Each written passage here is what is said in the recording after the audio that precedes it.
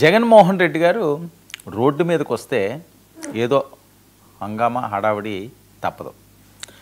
ఎందుకంటే జనాలు బాగా జగన్మోహన్ రెడ్డి గారికి అట్రాక్ట్ అవుతారు. జగన్మోహన్ రెడ్డి గారి సభలు కానివ్వండి వేరే వాటికి వస్తుంది. అది సజావుగా సాగితే పర్వాలేదు. కానీ అక్కడ చూస్తున్న పోస్టర్లు ఇప్పుడు సోషల్ మీడియాలో విపరీతంగా వైరల్ అవుతున్నది. ఆయన వచ్చింది సిబిఐ కోర్టుకు 6 సంవత్సరాల తర్వాత, 12 సంవత్సరాల పైబడి ఆయన బెయిల్లో ఉన్న నేపథ్యం.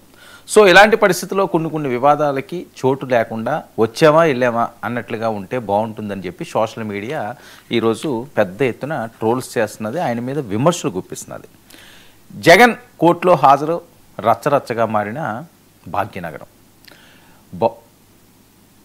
ఎక్కడైతే నాంపల్లి సిబిఐ కోర్టు ఉన్నదో ఆ కోర్టుకు ఆయన వచ్చే క్రమం అనండి, వెళ్ళే క్రమం అనండి, పెద్ద ఎత్తున రోప్ పార్టీలు ఏదో అంటే ఇప్పుడు ఒక సభలకు వెళ్తున్నప్పుడు ఏ రకంగా క్రౌడ్ ఉంటుందో ఈయన జైలుకి వచ్చిన ఆ రకంగా కోర్టుకు వచ్చిన ఆ రకంగానే ఉండే పరిస్థితి కనిపిస్తున్నది. తర్వాత గతంలో జైలుకి వెళ్ళినప్పుడు కూడా ఆ రకంగానే పెద్ద ఎత్తున.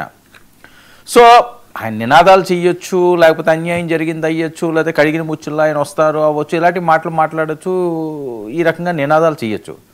కానీ మహేష్ బాబునో లేకపోతే కేటీఆర్ గారినో లేకపోతే ఇంకొకరినో పెట్టి ఫోటోలు తీయడం 2029లో రప్ప గంగమ్మ జాతర తప్పదు అంటే ఏం మెసేజ్లు ఇస్తున్నారు వాళ్ళ ఫ్యాన్స్? అభిమానం అన్నది మరీ అతి ఎక్కువైపోయిందా?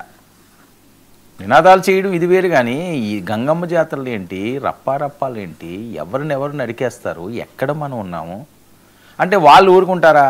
వాళ్ళు రిటర్న్ ట్వీట్లు చేస్తున్నారు. వాళ్ళు చెప్పేది ఏంటి, 29 వరకు, 29 తర్వాత కదా అప్పుడు చూసుకుందాం, జాతరలు మొదలు పెట్టాలంటే ఇంకా 3.5 ఏళ్ళు ఉన్నది మాకు, మేము మొదలు పెట్టమా అని అంటున్నారు. ఏం చెప్తారు సమాధానం? ఎందుకు అనవసరమైన వివాదాలు అవసరమా? జగన్ కోర్టుకు హాజరులో రచ్చరచ్చ, ప్లకార్డులు ఫ్లెక్సీలతో హంగామాపై సోషల్ మీడియాలో ట్రోల్స్, కూటమి నేతలకు ఇండికేషన్ ఇచ్చేశారంటూ వీడియోలు, ఇంకా 3.5 ఏళ్ళు ఉందంటూ మీమ్స్ సెటైర్లు. వీళ్ళేమో హెచ్చరిస్తున్నారు అని, వాళ్ళేమో ఇంకా 3.5 ఏళ్ళు ఉంది స్వామి, కంగారేం అవసరం లేదు, అలాగే చూసుకుందాం అంటే ఇలాగే చూసుకుందాం అంటే ఎవరు తగ్గుతారు రాజకీయాల్లో? ప్రతిపక్షంలో ఉన్న వాళ్ళు దగ్గరు, అధికారంలో ఉన్న వాళ్ళు అస్సలు దగ్గరు. గతంలో కూడా అదే జరిగింది కదా. తెలుగుదేశం పార్టీ వాళ్ళు ఏమన్నా భయపడ్డారా? జనసేన వాళ్ళు భయపడ్డారా? అసలు ఒక సీట్ లేదు, ఓ పార్టీ లేదు, ఏమీ లేదు, అసలు ఎందుకు కాదు అని పవన్ కళ్యాణ్ గారిని ఎన్ని విమర్శలు చేసినా వాళ్ళైతే తగ్గారా? రోడ్ల మీదకి వచ్చారు, ఆందోళనలు చేశారు, సర్పంచ్లు అవి పోటీలు చేశారు, జడ్పీటీసీలు ఎంపీటీసీలు నిలబడ్డారు. సరే ఎన్ని వచ్చినాయి ఎన్ని పోనీ అని కాదు, ప్రజాస్వామ్యంలో ఎవరిని రప్పారప్పలు ఉండవు, అది సినిమా డైలాగ్ మాత్రమే. పుష్పాలో వర్కౌట్ అయ్యిందని చెప్పి దాన్ని పట్టుకుని మనం రోడ్ల మీద రప్పారప్ప అంటే అందులోని తెలంగాణ రాష్ట్రం, ఇది ఆంధ్రప్రదేశ్ రాష్ట్రం కాదు, వేరే రాష్ట్రంలో ఈ రకమైన ఆ హోర్డింగ్స్. కోర్టు ఆవరణలో 29లో రప్పారప్ప అంటూ కార్యకర్తల హంగామా. కోర్టు పరిసర ప్రాంతాల్లో ఎంత జాగ్రత్తగా ఉండాలి? ఇవన్నీ కూడా ఆయనకే ఎఫెక్ట్ అవుతాయి కదా, అది ఎందుకు తెలుసుకోలేకపోతున్నారు?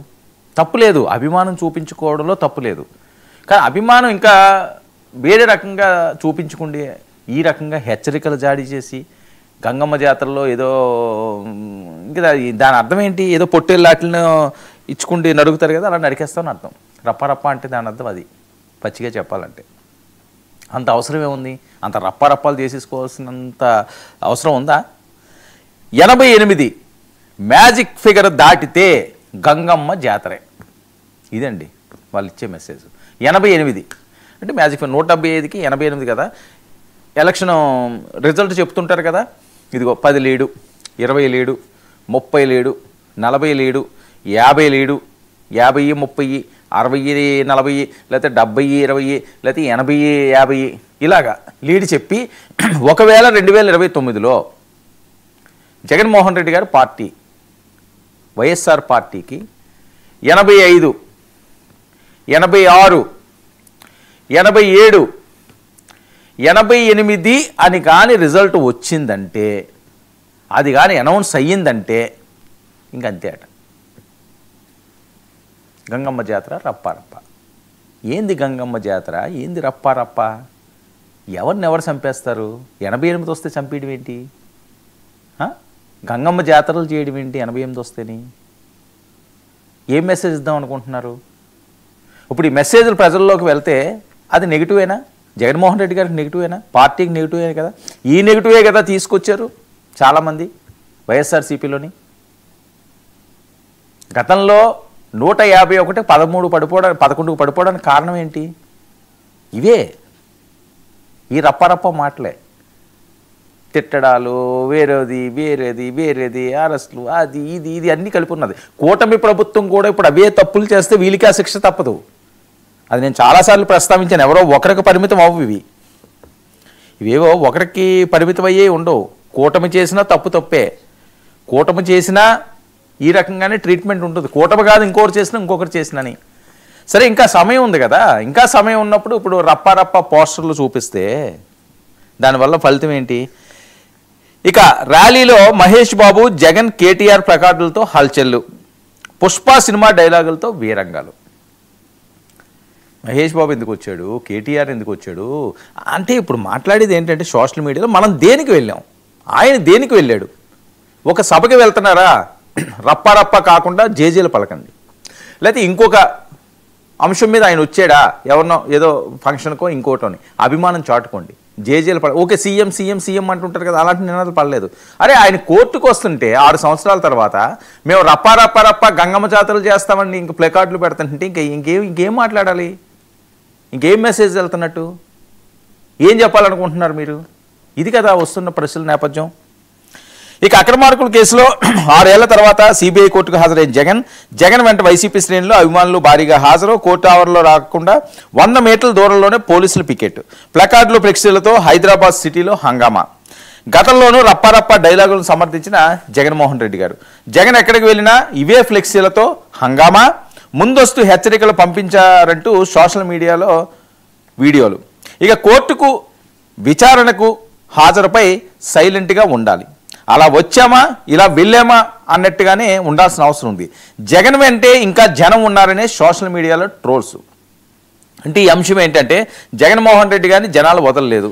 అది హైదరాబాద్ అవనియండి, ఆంధ్రప్రదేశ్ అవనియండి, మేము ఉన్నాము, మేము ఆయనతో ఉంటాము అని నిరూపించుకోవడంలో తప్పులేదు. వెళ్ళండి, మీరు జేజేలు పలకండి, ఆ సీఎం అని నినాదాలు ఉన్నాగా అవి పలకండి. లేదా జగన్మోహన్ రెడ్డి గారికి జై అనండి, వైఎస్ఆర్సీపీ పార్టీకి జై అనండి. ఆయన మీద ఏదో తప్పుడుగా కేసులు నమోదు చేశారు అని చెప్పి ఆవేదన వ్యక్తం చేయండి. అంతేగాని 2029 మ్యాజిక్ ఫిగర్ దాటిన వెంటనే 88 రప్పా చేసి గంగమ్మ జాతర చేస్తాము అనడం ఎంతవరకు కరెక్ట్? ఈ మెసేజ్ ఎటు వెళ్తుంది? ఇప్పుడు దీన్ని సీరియస్గా తీసుకుంటే మళ్ళీ కేసులు అవుతే మళ్ళీ అక్రమ కేసులు అంటారు. అనడం ఎందుకు, మనం పడ్డం ఎందుకు? ఇక మాజీ సీఎం జైలు ఇవన్నీ వస్తున్నాయండి. గతంలో జైలు వెళ్ళిందో, కరుణానిధి ఏందో, వీళ్ళు కోర్టుకు వెళ్ళినప్పుడు ఏం చేశారు? ఈ రకంగానే అన్నారా, నడుకుతామన్నారా మేము వస్తేని? లేకపోతే ఈ ప్లకార్డులు వచ్చినాయా? మిగతా రాష్ట్రాలు ఉన్నాయి కదా సీఎంలు అరెస్ట్ అయినప్పుడు, లేదా చంద్రబాబు నాయుడు గారు అరెస్ట్ చేసినప్పుడు రప్ప డైలాగులు వచ్చినాయా? మేము వచ్చిన తర్వాత మేము అంత చేస్తాం, మమ్మ కక్ష సాధింపు చర్యలు చేస్తున్నాం అన్నది ఓకే, కామన్ డైలాగ్ అది, అందులో ఎటువంటి తప్పు లేదు. ఈ రప్ప అన్నది గతంలోనే పెద్ద ఎత్తున వైరల్ అయింది. గంగమ్మ జాతరలో, వేట కొడవల్లో అనే మాటలు కూడా మాట్లాడే స్టేజ్కి వచ్చారంటే ఒకరిని చూసి ఒకరు నేర్చుకునే పరిస్థితి ఉంటుంది. అది ఎటువైపు వెళ్తుంది? ఇది మంచి పరిణామం కాదు. రాష్ట్రంలో చాలా అంశాలు ఉన్నాయి, రప్ప అంశాలే మనం హైలైట్ చేసుకునే అవసరం లేదు. దాన్ని ఏదో అయిపోతున్నట్లుగా భూతద్దంలో చూపించాల్సిన అవసరం లేదు. ఎవ్వరికి ఏది అవ్వదు, ఎక్కువైతే అరెస్ట్ చేస్తారు. ఎవరిని ఎవరో రప్ప చేసేస్తే ఖాళీగా చేతులు ముడుచు కూర్చోరు. అది ఏ పార్టీ వల్ల అవనియండి, ఎవరు అవనియండి. ఒకరు మనం రప్ప చేస్తే 10 మంది వెళ్ళి అన్ని సఫా చేస్తారు. కామన్ ఇది. అందుకని డైలాగులు కాకుండా ఆయనకి మద్దతుగా నిలబడండి. రేపు ఎన్నికల్లో గట్టిగా పనిచేయండి, గెలిపించుకోండి. దానికి ఎటువంటి అబ్జెక్షన్లు ఉండవు. కానీ పబ్లిక్గా ఈ రకంగా చేస్తే అది నెగిటివ్ వెళ్తుంది, పొల్యూట్ అవుతుంది ప్రజాస్వామ్యం. ఆ రకంగా చేయడం మంచిది కాదు. ఇక మాజీ సీఎం జయలలిత పలుమార్లు కోర్టు విచారణకు హాజరు. అన్నాడీఎంకే కార్యకర్తలు ఎలాంటి హంగామా చేయలేదంటూ ట్రోల్స్. కోర్టు ముందు ఎలాంటి హడావిడి ఉండేది కాదని వీడియోలు. కానీ జగన్ మాత్రం కొత్త ట్రెండ్ క్రియేట్ చేశారంటూ ట్రోల్స్. ఇది కూడా ఒక ట్రెండ్, కొత్త ట్రెండ్ ఆయన క్రియేట్ చేశారని. అసలు ఇవన్నీ చెప్పుకోవడం ఎందుకు, ఈ రకంగా వెళ్ళడం ఎందుకు, ఈ రకంగా గొడవలు పెట్టుకోవడం ఎందుకు, ఈ రకంగా రెచ్చగొట్టే వ్యాఖ్యలు చేయడం ఎందుకు? రాష్ట్రంలోని ఇది ఆంధ్రప్రదేశ్ కాదు కదా, తెలంగాణ రాష్ట్రం. ఇక్కడ ఈ రకంగా హడావిడి చేస్తే ఏం చేస్తారు, మళ్ళీ కొత్త కేసులు పెట్టారనుకోండి, అదొక తలనొప్పి. ఆంధ్రప్రదేశ్ నుంచి వచ్చి ప్రతిరోజు దీనికి అటెండ్ అవ్వండి.